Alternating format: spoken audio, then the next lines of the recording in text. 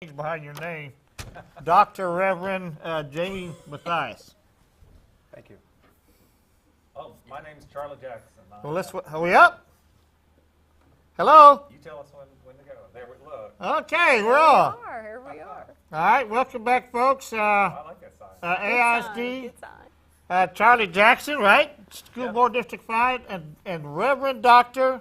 Reverend Dr. Jamie Mathias. It says right on his sign you can read. Well, I don't know if it was Dr. Reverend or Reverend Doctor. The Reverend Doctor. Well, it's got a bunch of PhD and all that stuff behind his name, but anyway, he's District 2. See how nice your shirt looks? It doesn't look bad. Doesn't look bad at all, does it? It looks good. Yeah, and Gina Hinojosa was going to be here, and she might show up really? later, and Gavino might show up later too. But we'll start with, tell us about yourself, Mr. Jackson, where you come from, what makes you, what education, all that kind of stuff, Okay. background, I'm give me a bio. Seventh generation Texan. Lived in Austin half my life. Grew up here and in East Texas, and went here from kindergarten, and we moved back to East Texas, and I moved back during college. I've got two boys, went through school here, and now they're off in college. One's at A&M and one's at Texas State. So a little bit about me. I came to UT, got my master's in government, and then got my bachelor's in government and got my master's in technology commercialization, and just managed to time things pretty well here in Austin and be part of the high-tech center of Austin and the growth here since 1990. That's pretty good. I know it's a good place to be. Yeah. Now, Reverend Dr. Jamie Mathias, I know you've been plenty active in the community Very active in the for a community. long time, so you ought to have a heck of a bio for us. I often joke, my name is the Reverend Dr. Jamie Mathias. I often joke that I come from the cornfields of Ohio to the corn tortillas of East Austin, right? That's what it said about you in the Austin Chronicle. That's right. So I moved to Austin from Washington, D.C. in 2000, so I've been a resident of East Austin since 2000 for 12 years. During this time, I was raised in Ohio. It was in Ohio that I graduated as valedictorian of my high school class. I was an Eagle Scout. And my opponent described me today as taking myself very seriously, and that I do. I'm also very passionate about education. I have 2 bachelor's degrees, summa cum laude. I have a Master of Divinity, a Master of Arts in Philanthropy and Development, a Master of Science in Organizational Leadership and Ethics, a Master of Business Administration, and most recently I earned my Doctor of Philosophy in Leadership Studies, the theory and practice of leadership. And I see leadership and education as being very, very intertwined, because the Latin root of the word education descends from a word which literally means to lead. So education is the process by which we're led toward knowledge so that we can in turn help to lead others. But I have been very active in the community for 12 years now as the president of a college preparatory school for minority and low-income youth in South Austin. As a high school teacher, I'm a certified teacher in foreign languages. And also as a pastor, I pastored Cristo Rey Catholic Church in East Austin for 2 years and currently serve as the pastor of Holy Family Catholic Church, which is part of the American Catholic Church in the United States. Told you had a whole bunch of stuff He behind his name. does. You were right. And I thought you were right. impressive with a doctor. To be fair, I did try to contact Sam Guzman on the 3rd, and you didn't reply at all. And I forgot who you're. Amber Amber Ellens. Ellen, yeah, I tried to contact her on the 3rd as well, and got no reply. So here we are. you snooze, you So lose. we're lucky. Yeah. Yes. And so anyway, all right then, well, that's interesting stuff. Let's go back here. What are we going to do for your district, Well, for the school board? I'm running for District 5 school board seat, which is everything west of the freeway up from 38th Street down to the river, all of Terrytown, and then goes out Southwest Parkway and picks up Brush Creek and Travis Country and Oak Hill. I didn't pull up a map of all this, or I could have put that up. Yeah, it's pretty convoluted. They redrew all the districts last fall, and then decided at the same time they were redrawing the districts to move the elections to November from May. What is it about the AISD that you want to change so much? Well, Didn't it say right here? there are a few words there. Yeah. We'll be putting up his website here at the end, so you can Okay. take a look at meeting.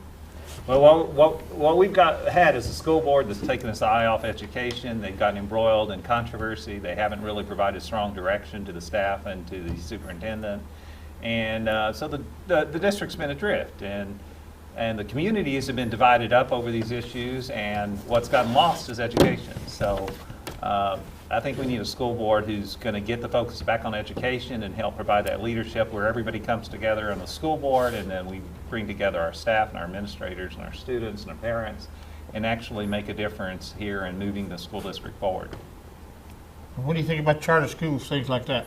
No, hold on. Let's go back and let Be Reverend. fair here. Yeah. Let's, And I know Laura's got plenty. And we're not of running. We're not running for the No, same you're spot. not. So You're there's not. no- So- there's Very no different competition. districts. This is It's good. kind of This same is question good. then to start off with for Yeah. you.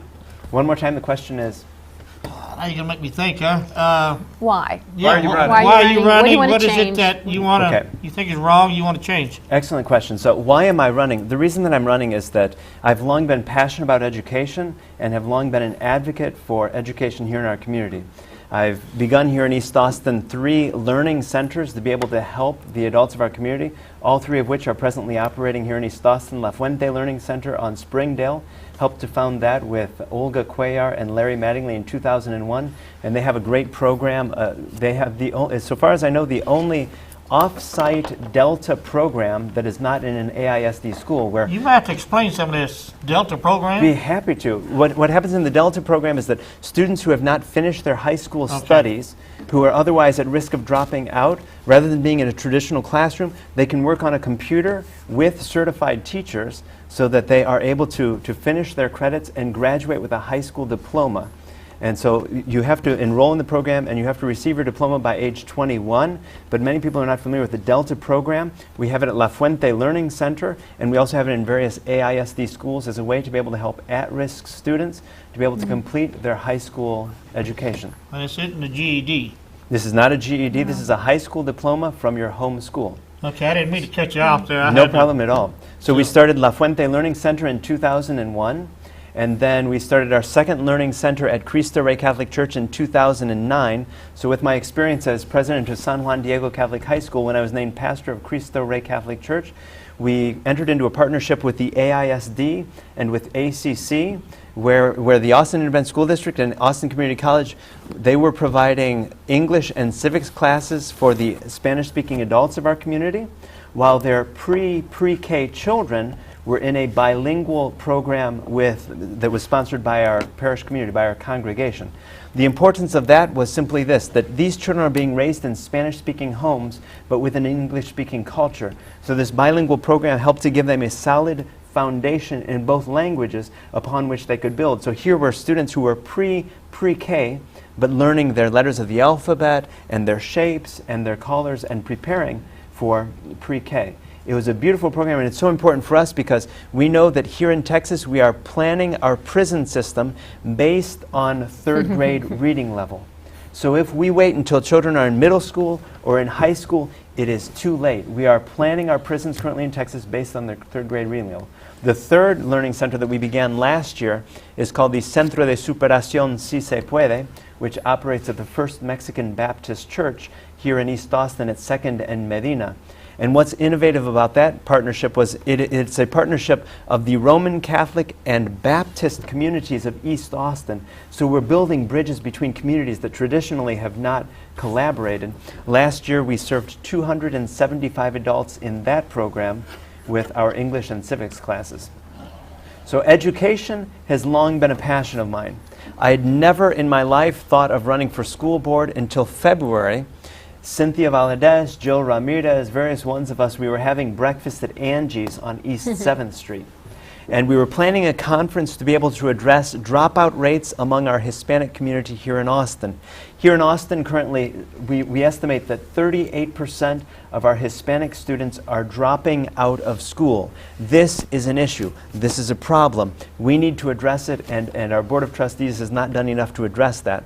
So we were meeting at Angie's for breakfast, and I was speaking on the issue when Cynthia Valadez slapped the table and she said, "You need to run for school board." I'll be honest with you, before then, I had never even imagined that for myself. But when community leaders look at you and say, you need to do this, you've long been an advocate for education and for our students, and we need you at the board. So it's the reason, why am I in this race? It's because community leaders have asked me to be to continue to be a passionate advocate for our students. And every day, the reasons for my running in this race I find to be confirmed. On Friday, for instance, I went to the first home game of Eastside Memorial High School.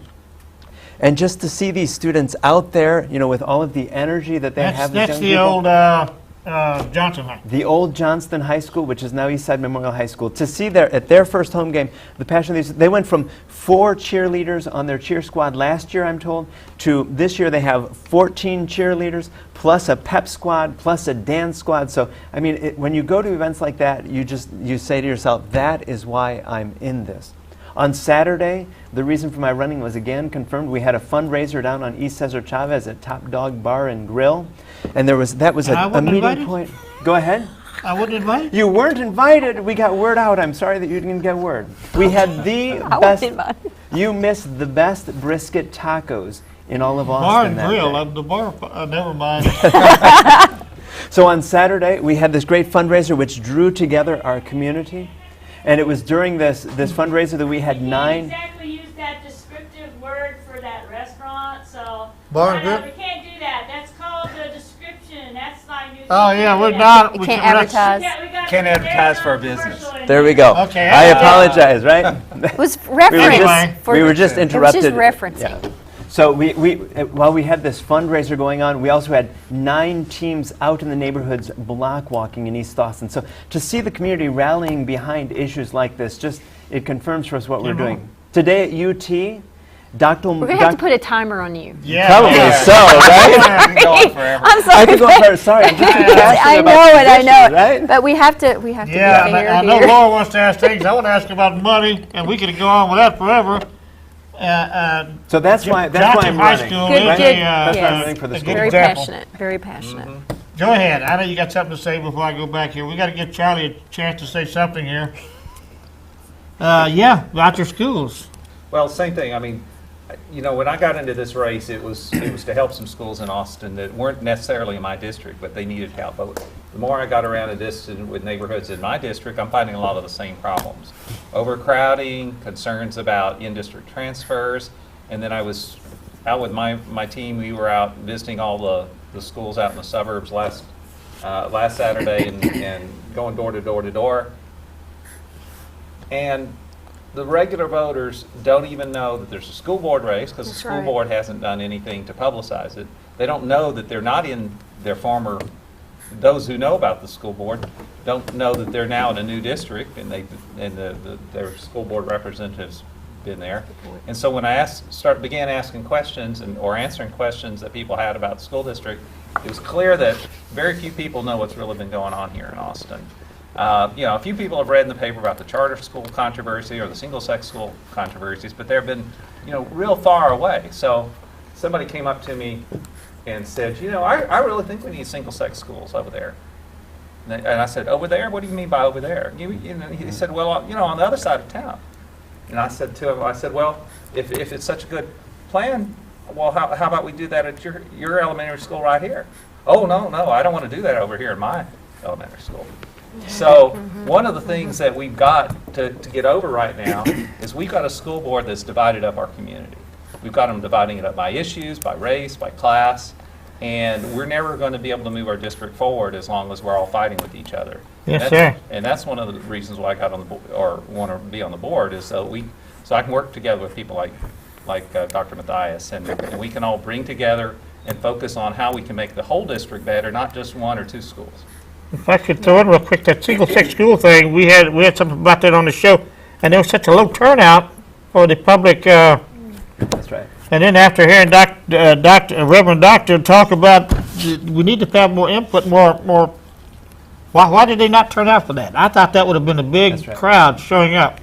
And You know what I'm talking about, right? I When know they had exactly what those, you're talking about. In my experience here in East Austin and Dove Springs and Travis Heights, you could do that in about 2 minutes, that'd be, we'll time you to 2 minutes, right? It fits Right. squarely with what Mr. Jackson is saying. Charlie is talking about how it is that, with this single-sex school issue, the words that I hear here in East Austin are that people say, why is it that our students, and these are their words, they say it's like they're lab rats or guinea pigs here in East Austin. And why are we experimenting with our students here in East Austin? I have an issue with that. And so when Charlie raises that issue, that fits squarely with what I'm hearing from the constituents, the residents here of East Austin and Dove Springs. That is to say, the single-sex school forum on July the 31st at LBJ High School, I went there. And I was disappointed because essentially I teach graduate and doctoral level courses in management and leadership studies. And what happened in the mismanagement of the IDEA decision, that could be a case study in poor decision making. And I just don't want to see us repeat that again. And so when I see this community forum on July the 31st at LBJ High School, that is my fear. In this election, we have a choice between candidates where we have to choose. Do we want this top-down model of trustees who believe that they know what's best for our community and they impose on our community what it is that they believe is best? Or do we want this bottom-up approach where we as a community are getting together and having a voice? Okay. It's worse than top-down or bottom-up. We have school board members who aren't even present. So last year I go to a public hearing. Excuse me? They're not even present. So I go to school board meetings a lot. So I guess went to- nobody's there to see it, so They just need a quorum. I go down to the official posted school board hearing last year, Yes, sir. and parents got up and spoke, and teachers got up and spoke, librarians got up and spoke, and the whole community was there. And there weren't any. All that was there was some staff members. So at the very end of the public hearing, I stood up there and I asked directly. I asked the superintendent. I said, "Well, I thought this was a public hearing to decide the fate of the school district, and where the heck are all the school board members?" Well, they That's said. right. Well, And- I stood there and waited for an answer, and finally, after a couple of minutes, she was like, "Well, I'll talk to you after this meeting." And then they came and tried to explain to me why. At first they tried to argue that it wasn't a regularly posted meeting, but it was a regularly posted meeting. It was a hearing on decisions the school board was going to make, and then they gave some other reasons. But if the school board members are visiting the school and they're not attending their own public hearings at the school board building, then they're really not present anywhere. Yeah. And that's what we're hearing in East Austin and Dove Springs and Travis Heights. The challenge is that people feel that they don't have a voice in the community, and then they watch the board meetings on television or they attend them, and they see that the representatives are not there to represent them, and that just pains them. In March of 2011, when our district declared financial exigency and the fates of 1,000 school employees and teachers hung in the balance, people looked at the television and saw the seat for place 2 empty again. And so it is time for us as a community to stand up and say, we need a voice. We need a voice on the dais. We need a voice as a community. And we also need a voice on the board on committees. I don't know if this issue has been raised during this election season, but what I've noticed is as I go to various committee meetings, whether it's the Citizen Board Advisory Committee or the Boundaries Committee, is we see various people who are assigned to those committees by our opponents, by my opponent, the incumbent, and they're not attending. So we as a community don't have a voice. Are they getting paid for that? No. We'll go into money stuff later. I know you got something to ask you, I know. Well, let me jump in real quick. All right. Because here's again how they're not present. So we got committees deciding what bonds we're going to have and what new schools we're going to have. And we got committees talking about how we're going to redraw our districts and our boundaries around our campuses. Well, none of the board members are attending those meetings.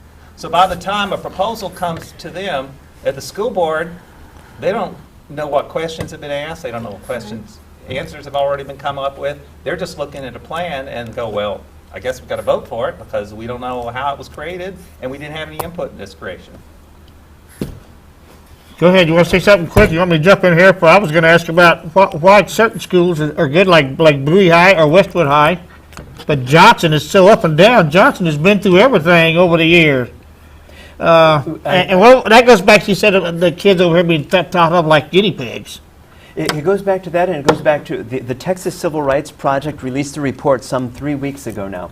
It was a 114-page report, and the conclusion that they came to in this report, which is subtitled Vestiges of Segregation, is that inequities continue to exist in the Austin Independent School District, and it says on page 2 that the leaders of the Austin Independent School District have buried their organizational head in the sand when it comes to this issue. There are serious inequities, and we, as members of the Board of Trustees, need to be addressing those inequities.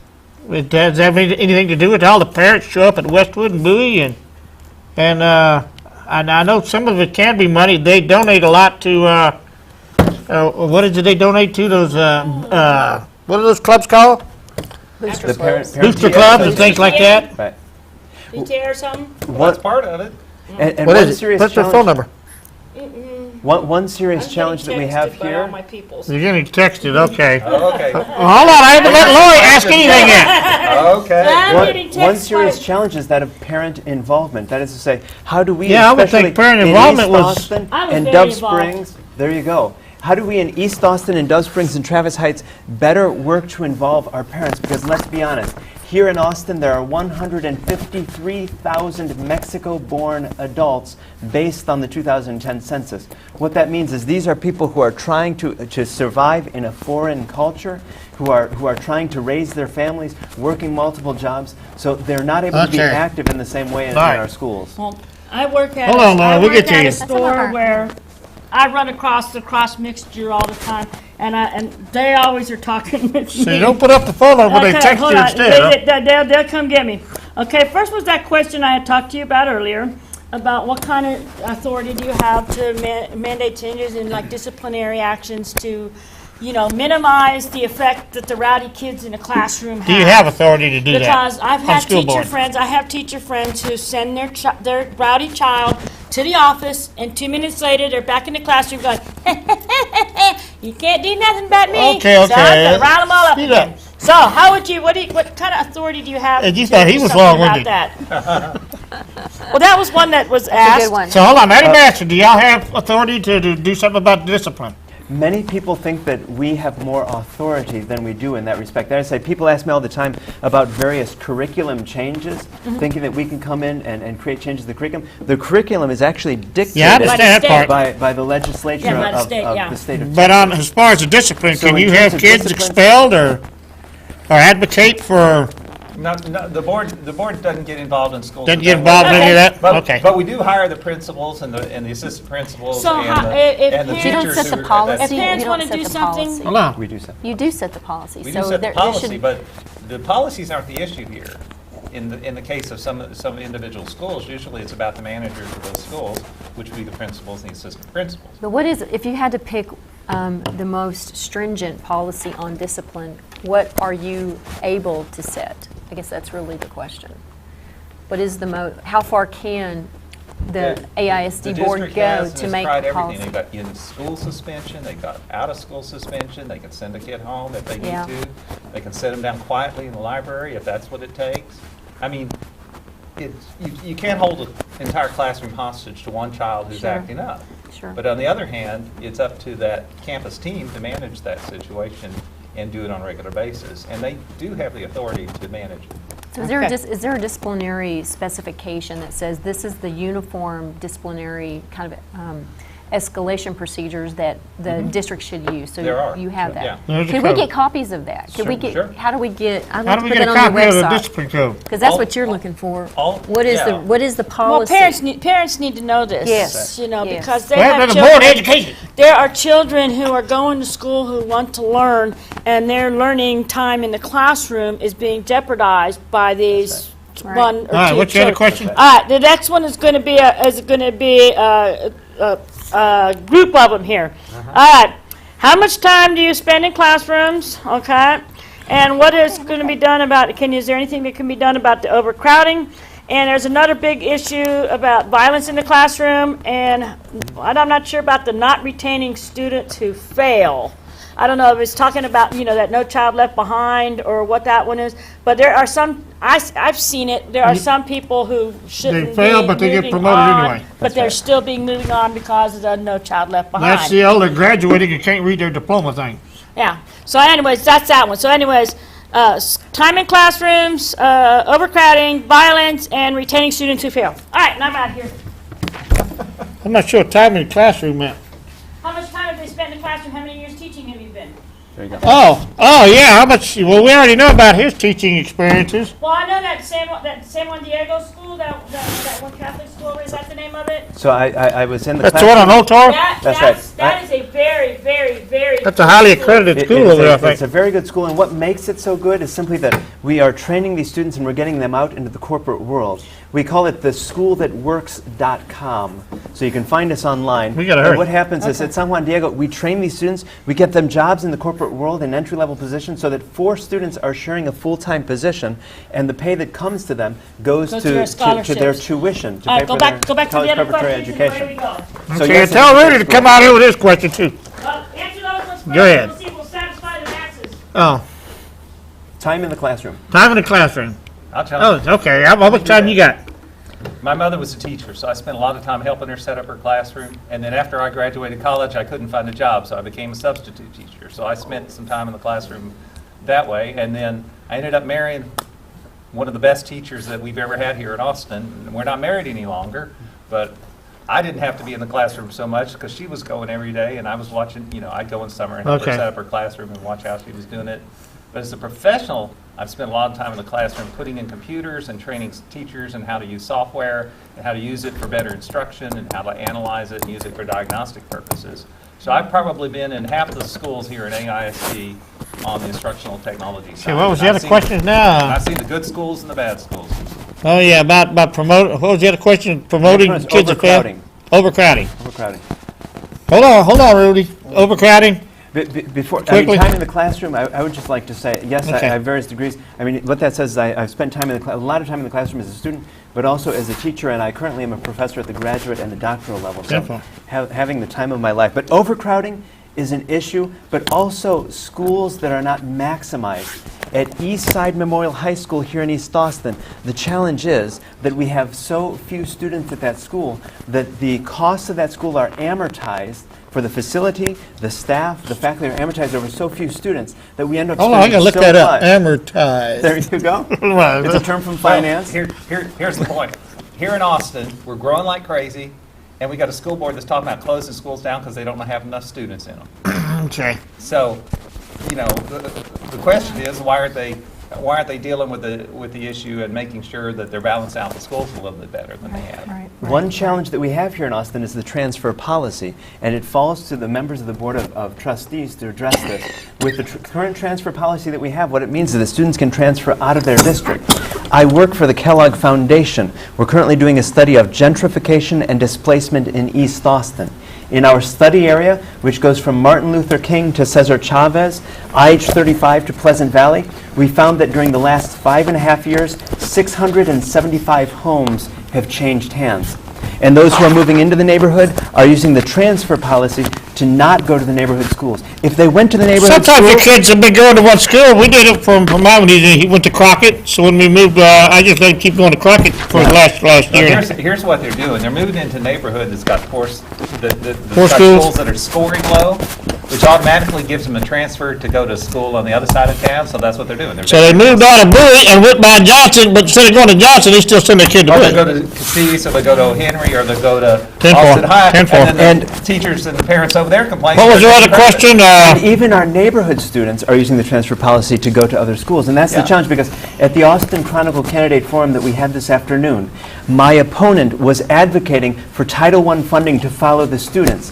What will happen then? If the Title I funding follows the students as they transfer out of our East Side schools, that will be the death of our schools in East Austin.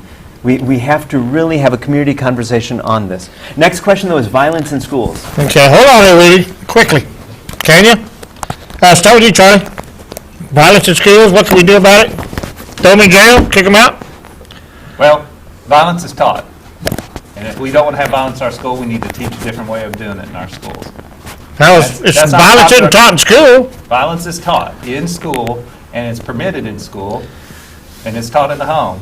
And I used to run a program called Teaching Peace in Texas Schools, and we went around, we trained teachers all over the state in how to use curriculum and teach kids about nonviolence and teach them how to be peer mediators. And, I mean, you don't put up with violence in the school, but you got to start with Unless it's the education. coach with the SWAT. Well, by the time they need a coach to swat them, they're already pretty violent. I don't know. Stop me quick. Well, I wouldn't say I never got paddled, but it didn't teach me anything. Ready? To me, that goes back to another issue. That is to say, we talked earlier about discipline. And one of the real questions that we have to look at as members of the Board of Trustees are our discipline policies and how that relates to violence. That is to say, too often when it comes to the correction, as parents, we have to correct our children. As teachers, we have to correct our students. The question then becomes, how do we do that? Do we do that through negative means, through the stick, or through positive means, what we often refer to as the carrot? And so when we do it through negative means, that's giving one message to our students. We're having too much fun here. Do we get how do we get a discipline policy? Yeah. We got all that covered, okay. We need to get that. Yeah, We'd like to when get that when you work on a together. crew down here, you also get to ask The questions. retention of failing students is Oh, yeah. the fourth question that she wanted to address. And Okay, I think it's quickly. really important because what I found as president of San Juan Diego Catholic High School was we had students who were being promoted to the 9th grade who were at a 3rd or 4th or 5th grade reading level. This is a problem. We need to make sure that our students are graduating, and we need to make sure that they're graduating college and career ready. And so we need to make sure that they have the requisite skills so that they are able to read and able to do math. So the retention of failing students versus the passing of failing students is a serious issue. Okay, Rudy, you had to look up amateurization, refers to the spreading payments over multiple periods. Now I forgot what you used the The word for. amortization, that's what we're doing at Eastside Memorial High School, is we're amortizing the cost of the education of all these students over a small number of students, and that creates a challenge. Okay, well, anyway. Charlie's a businessman, he could speak about it more You eloquently get than to I. learn things and turn apart. Amateur, yeah. They don't want to hear about amortization. No, but I had to figure out what he was saying, then I forgot what he was saying it about. Okay, thank you, sir. My Can I ask pleasure. a question Go now? ahead, Rudy. Okay, thank you. This is for Reverend Dr. Jamie Mathias. He used to talk about working in the District 2, East Austin, Uh-huh. where I taught at. So the biggest problem in East Austin is that the seniors that graduate from high school, not only they can't read their diploma and they can't count their paycheck. Now, you got to talk about a program where you're going to have kids from kindergarten to second grade. You're going to prepare them for college. And the problem is that kids graduate to seniors in East Austin, now my neighborhood, can't read their diplomas and can't count their paycheck. And the problem is AISD and Education Austin. Doctor is the answer. I said, could you address that? You said you've been working in East Austin the last 8 years? Exactly. I appreciate you asking that, Rudy, because this is a problem, and it affects our prosperity as a city and as a region. The goal that the Greater Austin Chamber of Commerce currently has is that 90% of our students graduate within 4 years. Currently, within the Hispanic community, we have 38% who are graduating. What we need to do is we need to find ways to be able to summon the resources to give these students the support that they have. When we start earlier in life, when they're pre-K and kindergarten, then we have a tremendous advantage. The challenge is the longer we wait, the greater that challenge grows. So Rudy, I appreciate your asking that, because what we need to do as a community is we need to be rallying together our resources, summoning the necessary resources to be able to make these schools successful. That we have let these East Austin and Dove Springs schools languish as we have is an injustice that needs to be addressed. One of my degrees is a Master of Arts in Philanthropy and Development, which means rally. It's how it is that we can get people to rally around causes to be able to bring about change. So Rudy, Well, sir, I see that you got 5 degrees, but can any of those degrees teach our kids how to read their diploma and count their paycheck? So I'm give still it- waiting for the answer. excellent So question. let me rephrase the question. you go. Maybe a little bit more concrete. Give us 2 real things you would change to make that happen, and each of you, 2 real things, not concepts, but really ideas and Come on, can we- policy changes that would help address that. There you go. Does that help? Not very much, but... Well, let's hear what they have to say about an idea to I fix was a it. teacher in East Austin Pierce Middle School. I had an honor student. He's an honor student now, and he couldn't even do fractions. I hear you. Let's hear what they have to say to fix You know, it. how can the Austin Independent School District hold the teachers accountable, the principals accountable, so that kids can count and kids can read? That's my question, and I'm still waiting for an answer. Two ideas. Well, the first thing we have to Thank do you, Rudy. Yes, sir. First thing we have to do Anything else? is we have to concentrate and focus on the whole school district. What we've had is this lifeboat strategy where we're going to create a lifeboat, we're going to rescue some of the kids, and to heck with the rest of the schools. So that's the real root of why we have these problems in East Austin. I work in high tech and have here in Austin since 1990, and everybody knows that we import our best skilled laborers. We bring in people with good degrees and grew up. Some of my best friends grew up in dirt schools in India and Pakistan. But H-1 visas, yeah. But they're over here making lots of money. And that's partly why I'm running for the school board is, this is Austin. There is no reason why any of our kids can't reach that same level and have all great jobs. We don't have to go and bring people into town to have good jobs. We need to create them here. But we're not going to do that if we don't support the teachers, we don't give them the right resources, and particularly in a lot of these schools where there are issues and problems, is we get the youngest teachers or the newest teachers. We don't have the experienced teachers. We don't always have the most experienced principals who know how to run a school really well. We don't provide the resources. But it's not the case that all of these schools can't succeed well. Little Graham Elementary up in Northeast Austin now is a blue ribbon school this year. They did it with a regular budget. They didn't have any special programs. They didn't have any special focus, but they did it because they had a team of teachers and a principal. They got together, they figured out what they needed to do, and they did it without anybody's help. But we need to be able to support that same kind of thing on all the rest of the campuses and not cutting staff and not taking out resources from those schools to put into other schools. Two concrete ideas. In education, we often call it closing the achievement gap, or when I'm speaking with people, I often say what we have to do is we have to give a hand up to these students and their families. Two concrete ideas for being able to do that is, one, providing the funding. As members of the Board of Trustees, we make important budget decisions in terms of the allocation of resources.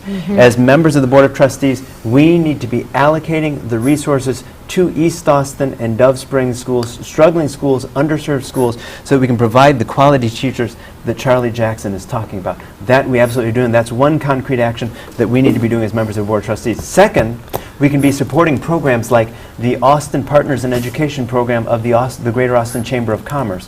What's happening in that program is they're going out and they're getting the volunteers and the tutors to be able to sit down with these kids, because Rudy raises such a tremendous challenge and question. What we need, if a student doesn't understand fractions, we need someone who can sit down with him or her and say, this is how you do this. And they need to be in a school that's got calculators. I like If you go to that. one school and they don't have calculators, how's that math teacher supposed to teach that math? That's right. Yeah, I like that idea. So what I'm thinking is, he asked how it is that my degrees could help. The degree in philanthropy and development is all about getting people together around a common cause. And so just imagine if each of us went out after this program today and shared 1 or 2 hours this week and 1 or 2 hours next week with a student in need.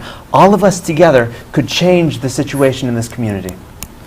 I like that idea better than the get more funding and you like I said about Bowie or Westwood schools, and we didn't. I can't see the racism in it. What they should, like you said, they grew up in dirt floors in India. Right, right. Anyway, So I sorry. have a question that that is near and dear to my heart. My daughter went to McCallum High School. Another excellent school. A very good school. She was in, AP classes, science, chemistry, physics, and math, and she could not bring her books home. They didn't have books for her to Book bring sets, home. right. Book They didn't sets. have enough book sets Not for their enough classroom. books. And I'll tell you, I have a degree in chemistry. I have 2 degrees in chemistry, and I could not have done what I did in school and gained the knowledge and confidence to work out word problems and all of that without having books at home. So what did we do? We went out to half-price books, and she got 2 chemistry books, 2 physics books, and a math book. And we paid for that ourselves. But I was appalled at the Austin Independent School District that could not give my daughter at McCallum High School, and this is rampant across the Right. city. McCallum is a pretty well-off school. Imagine what other less, wealthy schools are, or less resourced schools. And I am livid about this topic. So Right. I want to know what you're going to do about getting books. And I don't want to hear computers are the way to go. And because I'll tell you one thing, you need to do homework. after hours, and if you don't have a computer at home, which I would bet there's a lot of students in AISD who don't have Especially on the computers east side, at huh? home, I'm not even going to make that judgment, okay? Okay. Teachers that don't even have paper in the classroom It's because they don't have enough paper on the disgusting. campus. It is an absolute. You're kidding me. I'm No, I'm not livid. I'm kidding. livid. Exactly. I'm livid over this, Pokey. And how do we expect to educate our students? I want to ignore this distraction of same-sex schools. That is an absolute distraction from the real topics of us not having books. What are you going to do about it? Every single teacher should have what he or she needs in the classroom for classroom instruction.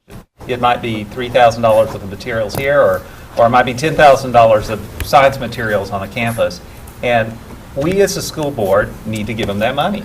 And What's only- wrong? Why We have a bu- why we have we gotten have a to this? budget How of did we 40 get to this point? 47% of the entire AISD budget does not go into instruction. It's ridiculous. So we need to take a look at that 47%, and we need to carve out the money that we need to give to the school. Austin's got more than enough money to fix this problem and solve this problem immediately in the classrooms. We're not talking about buying new fancy, playground equipment or anything. We're talking about the materials that teachers need every day if they're going to teach in their classrooms.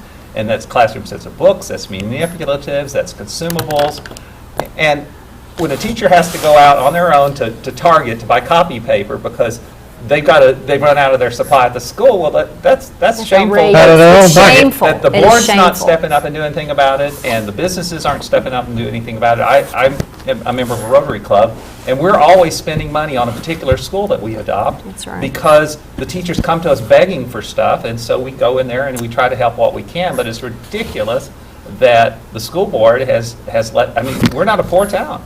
We're not a We've got all the poor town. money According that to we need Kirk to solve Watson, it. we are a wealthy community, and we can support this healthcare tax. Well, our teachers have to go buy paper But for our students? teachers can't. We don't have books for students, people. This is And they an don't get outrage. reimbursed as. It's an outrage. Real quickly here, Let's what do we call let this? him All right. answer. He's got to answer. What I would, thank you, I appreciate that, Dr. Presley. What I would add to that is simply, I'm looking at the clock saying we gotta hurry up. We gotta we have hurry. to hurry up Wow, because it's going fast. not only do we have to make sure that the teachers have what they need to be successful, and Charlie is exactly right in that respect, we also need to make sure that we are allocating the necessary resources for our students I just to be can't successful. believe this is the That's case. right. So we need to make sure that our teachers have what they need and our students have what they need to be successful. Otherwise, how are we going to provide them the hand up that they are owed? When you go to one Not even a math hand class, up, a hand ahead, you because go. they have to have this to learn. I can't believe with that kind of money, you gotta It's a get tool. paper? You And have you to have can't a take a book calculator. home? You have to have a calculator in math class today, and if you go to some schools, they don't have calculators. I mean, that costs just how don't much have to get a cheap calculator? It's like, And then they tell the kid to go home and spend $75. I wanted to get to the money part, but this is- Parents will have the $75. It's right. That's just horrible. go ahead, Horrible.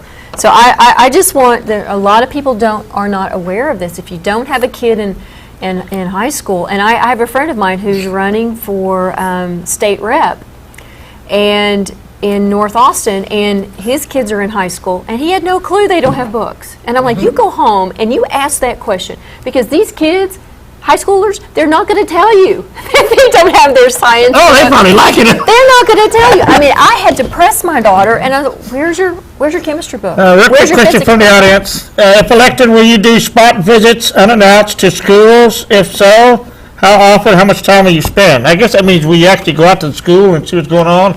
And I think where that question has come from is simply that the sense among many, especially in East Austin, Dove Springs, and Travis Heights, is that those who are elected to represent us are invisible, that we don't see them in our community. Well, as you say, they don't even show up at a board meeting. That's They a haven't been out problem. this in the schools either. That's a They go to a problem. football So- game or they go to a cheerleader rally, but they don't go out there during the daytime and visit classrooms and visit teachers. And in fact, they've been advised by people not to go visit the schools and not to get involved and find out what's going on. Why would they not want to? I don't understand. Charlie's referring to at our- Maybe it's because they don't have all Too these bad. degrees or It's too something, but ba- it no, seems it's like too- the situation's too bad for them to go to. What we were told was that it would tax the resources of the school. What I have found is Oh, that wow. as part of this running for office, I am visiting all 21 schools that are part of my district in East Austin, Dove Springs, and Travis Heights, and I find that the principals welcome that. Yes, they're bet. I busy, bet they but do. to have someone who's listening to them, especially when it comes to Yes.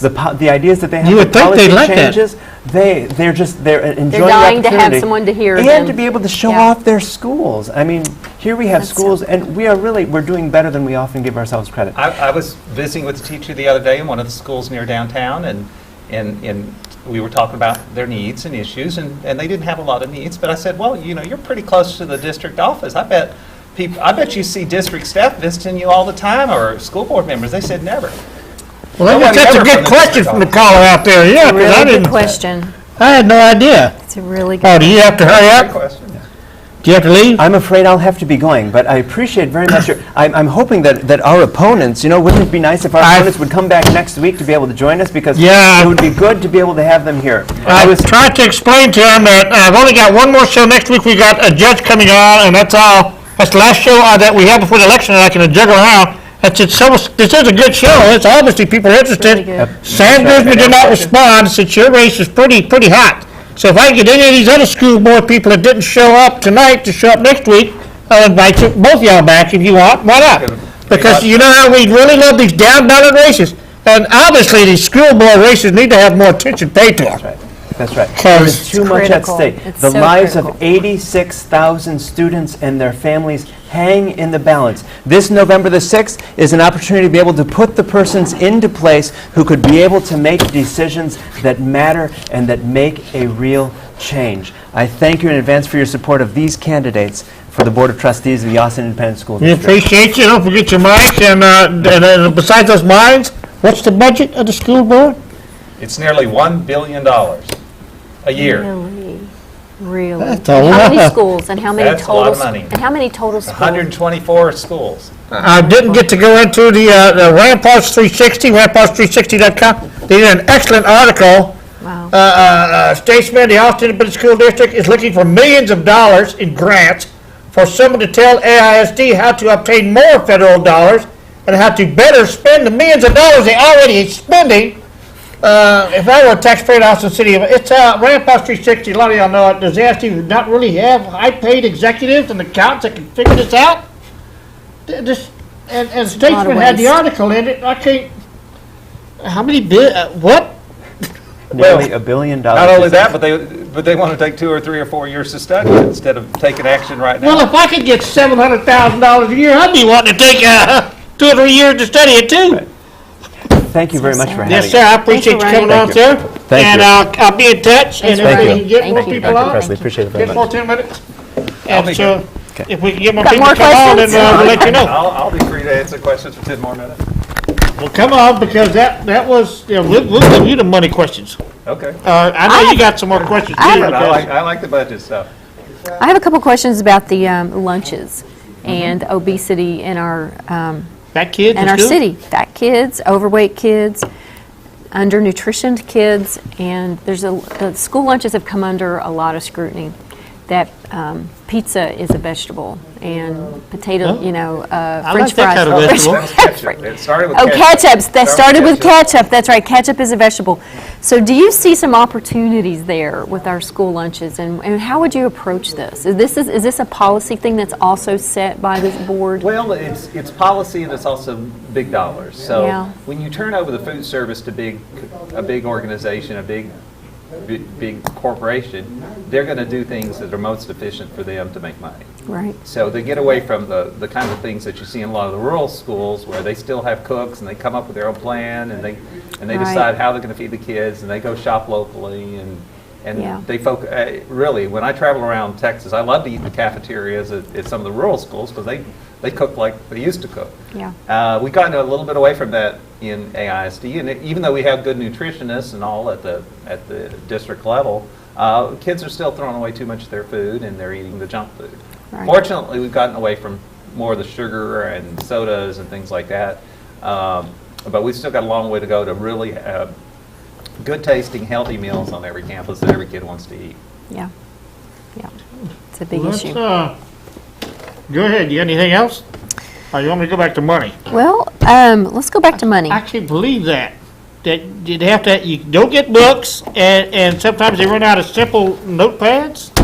I mean, what do you call this? A binder? I'm talking about like copy paper for the copy machine. You Paper have to for bring your the own. for their lesson plans And a stuff. $1 billion budget for, I mean, if you divide that up amongst the students, how much is that per student? 86K, 86,000 students, $1 billion. I just, that's really sad. I ain't got enough It's of very those sad. degrees behind my name to figure all this out.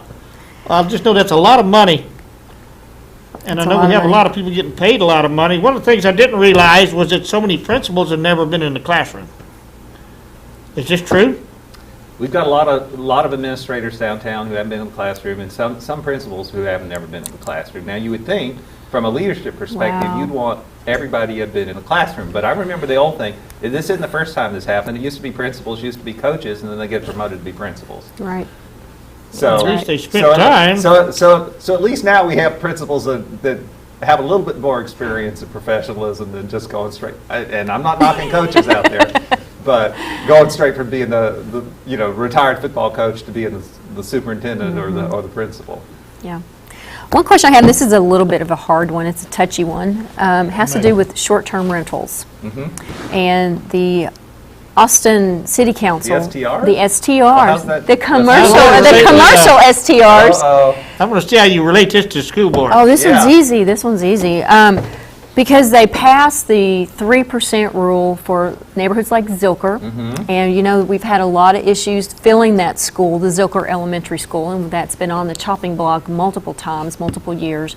And so, you know, a lot of the people who don't want the commercial short-term rentals in Zilker neighborhood say that what this does is take students out of the district, because now you have a commercial short-term rental.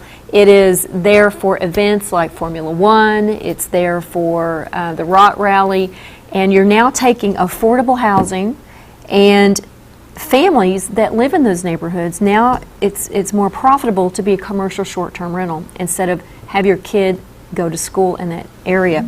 So have you gotten any feedback or have any thoughts about I how haven't that gotten affects? any feedback, but one of the things we do know is that as prices or value of real estate goes up, and commercial short-term rentals is one of those things. That's right. It forces families out.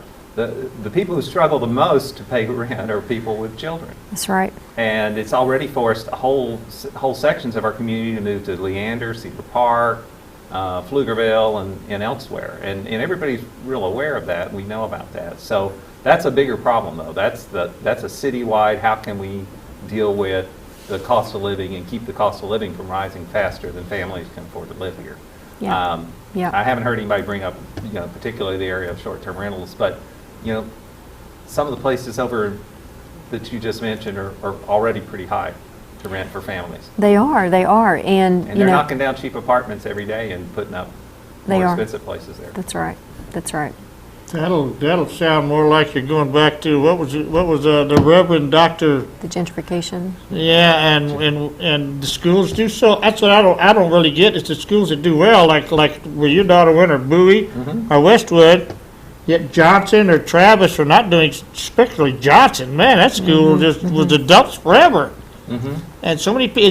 I know it used to be real good in the '60s or even '70s. Yeah. And they had some. I know a lot of people that went there, are my age. Well, Reagan's same way. Reagan. But Reagan's coming back now. They've got They a are. strong principal who's dedicated to that school and just needs a little more help and resources from the school board to make that a shining example of a turnaround school here in this district. So it's really leadership is the key. That's what it sounds like both you guys are saying. Leadership of the I really teachers. liked hearing that. Leadership At the campus, of it's the. about of the- leadership, but you got to have it leadership is. on the school board. You got to have a Absolutely. school board who knows Absolutely. enough to talk with those principals and to talk with the teachers and to talk with the parents who live in those neighborhoods and say, we're going to get you the resources you need. I can't believe that they would have some. You would not be wanted in the part about when they gave me this question about making surprise visits to the school. It's a great idea. Well, not just surprises. I didn't think that was- You ought to I didn't al- realize you ought to that- already be visiting the school. That's You ought to right. get It the shouldn't even be message. You surprised. It need to should know be- people who are there and ask them Should be questions. status quo. That you're encouraged not to They do shouldn't be that. afraid of one another. You know? That's right. That's right. Yeah, I can't believe that you're encouraged not to do that. Yeah, that doesn't make any sense at all. Yeah, this money thing, I guess if you get elected, you'll be able to tell them, no, we don't need to spend millions to hire somebody to tell us how to get more federal dollars.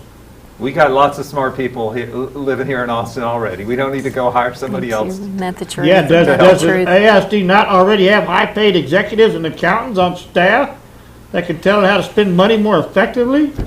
I'm sure we do. Assuming the answer to the above is affirmative, why is the AISD not spending the millions of dollars they already have on effective, in an effective manner? Yep. Yeah, Have I you- had to have pull you this heard of, Ramparts article aside. Have you heard of lean manufacturing concepts in the Well, work I work that in you've high done? tech, so yes. Yes, you have. So I love that. Thank Lean you. manufacturing, Six Sigma, Lean Six Sigma, Yes, IOL, yes, COBIT. yes. Any of these process improvements, yeah, I do them all the time. Yeah, one of the things I asked the other group of Place 8 at-large Mm-hmm. council candidates was, do they understand these concepts? And really lean manufacturing, I come from minutes? semiconductors too. I know you do. So, the basis of it is you go down to the base level of problem solving and you say, what can we do better? Where can we save waste from a waste standpoint? And I would love to see some concepts of Quality lean. circles, and you All continue of to this. improve, continuous improvement, all of these things. Absolutely, I would Well, I'd love certainly to like to see hear more about this. this, because I don't understand what y'all are talking about. But I would love to see this left. in The kind of thing- AISD. It's the kind of the things that if you can put in 10 years and turn a giant computer into something like this. Yeah, Well, you can do the same thing with schools too. Can. that sounds But you have to have a 3D culture of problem 3D solving. manufacturing or whatever. No, not I've exactly. lost myself with 3D manufacturing. Anyway, we didn't get around to our announcements. There's Friday. I haven't got them up on my computer here. What do I have on my computer? Oh, never mind. I won't say I anything. can't help it. I like the Texans a lot, so I had to pull up their score. Sports. No, I don't know what the. Am I missing the time? Oh, there it is. Yeah. There's some of the I lost events the other night. that we didn't get to It's Peggy get Venables. around. This is a good one. Because, I've always complained about unions and trial lawyers are the end of American business. Being dump trucks, there are lawyers out there that will literally sue the paint off your dump truck. It feels like it sometimes. I mean, just literally, and that should be really interesting. Covino's got a real nice thing coming up Friday. If we could throw it up real quick. Uh-oh, we only got about 30 seconds left. Oh. Yeah, well, anyway. Ah, darn. Well, it was on the email. If you got the email, it talks What is about Gavino's deal? What is his? leadership. Friday, they're coming out to the church he talked about. What I got, 30 seconds? To the Cristo Rey Church Friday morning for a breakfast. A certain county commissioner is going to come out there and explain the ballot. Oh, I guess interesting. you have to explain what's on the ballot. Right now you do. There's so much on it. There is a lot. So that's going to happen, and I guess I need to start putting all this stuff up on the website, events that come up like this. I was supposed to plug that before we got off the air. Uh-oh, anyway, we're gone. We'll be back next week, folks. At least we'll have the judge. That's it. Thanks. I had to plug in the football.